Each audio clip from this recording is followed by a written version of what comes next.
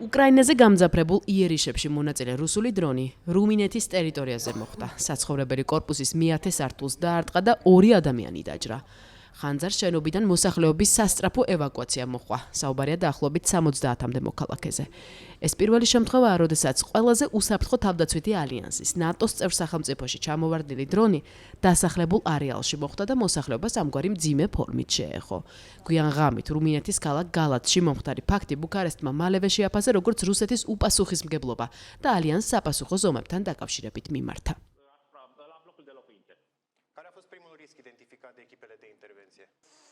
ეს ინციდენტი რუსეთის ფედერაციის მხრიდან სერიოზულ და უპასუხისმგებლო ესკალაციას წარმოადგენს. რუმინეთი საერთაშორისო სამართლისა და მისი საჰაერო სივრცის ამ სერიოზული დარღვევის საპასუხოდ აუცილებელ დიპლომატიურ ზომებს მიიღებს. რუმინეთმა მოკავშირეებსა და ნატოს გენერალურ მდივანს აცნობა მომხდარის შესახებ და მოითხოვა დრონს საწინააღმდეგო შეიარაღების რუმინეთისთვის გადაცემის დაჩქარება.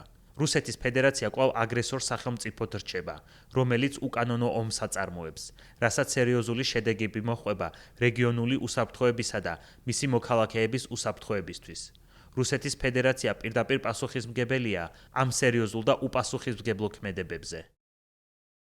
უკრაინის მოსაზღვრე რუმინეთი ომში მყოფ ქვეყანასთან 650 კილომეტრიან საზღვარს იზიარებს. მეზობლის წინააღმდეგ დაწყებული რუსული აგრესიის განმავლობაში ამ ქვეყანას 30-მდე შემთხვევა ახსოვს, როდესაც რუსულმა დრონმა მათი საჰაერო სივრცე გადაკვეთა. იგივე ეხება ომში მყოფი უკრაინისა და რუსეთის სხვა მოსაზღვრე სახელმწიფოებს, როგორიცაა მაგალითად ბალტიისპირეთის ქვეყნები თუ პოლონეთი.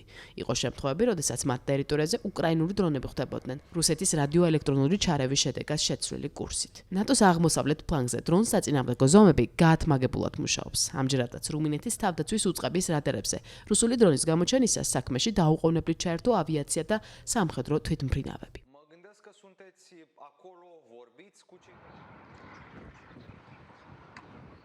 მომხდარი ნატომ რუსეთის უგუნურ ქმედებად შეაფასა და დასძინა, რომ ალიანსი გააძლიერებს ყველა ძალისხმევას არსებული საფრთხეების წინაშე, მათ შორის იგულისხმება დრონებიც. მომხდარს თავად რუსეთი არ გამოხმაურებია. Ce au găsit pompierii când au ajuns? Moment în care oamenii care poate nu cred în NATO